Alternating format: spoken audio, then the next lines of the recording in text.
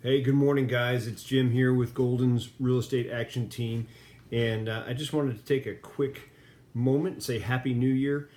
It's Wednesday. It's actually already the second Wednesday of the year. We had to deal with the snow and ice and freezing rain and all the good stuff from this first Wednesday and Thursday. So I hope you're back at it and life is getting back to normal. I wanted to take just a few moments this week and really just shed some light on the difference between your assessment and your appraisal and the market value and his estimate, and try and help you understand and unwrap that a little bit and unpack it. I'll keep it brief, but the assessed value is really what you're reminded of pretty regularly when you're paying your taxes. The tax assessor comes out and he says, hey, this is what the land in this neighborhood is valued at, and this is what a building in this neighborhood is valued at based on the square footage. And then the city gets together and says, hey, this is what the tax rate is, and that's what you're going to pay your taxes on. That's the assessed value. And it really has a pretty limited focus. It is just to collect taxes to run the city and the municipality, whether you're in Virginia Beach or Chesapeake or Norfolk or Hampton or Yorktown, wherever it might be, wherever you're listening to this. Each municipality has its own version of tax assessed value. The appraisal is done by a professional appraiser who's going to look at the actual market value of the house. He's either hired by an individual or he's hired by the bank, so that they can make sure that if they're loaning an individual money, that they're loaning it on what the true market value is.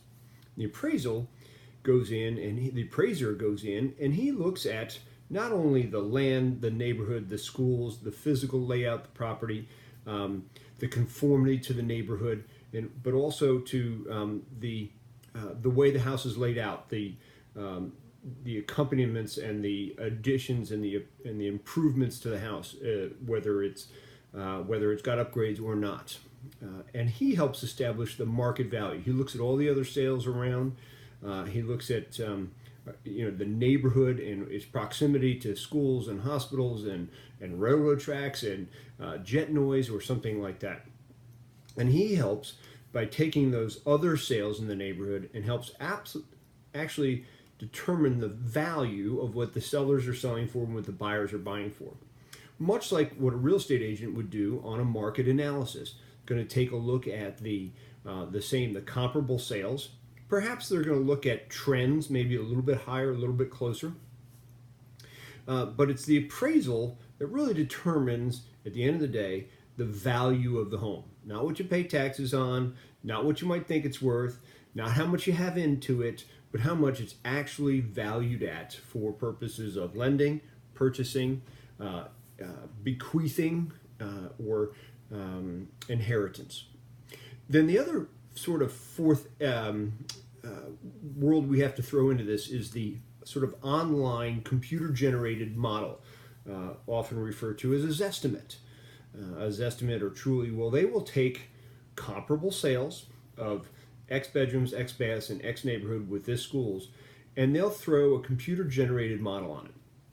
The challenge with that is it can be anywhere. It could be to their own admission, 8-9% off the actual true market value of the house. What's the problem with that? Well, it's a nice number to see if you're selling your house.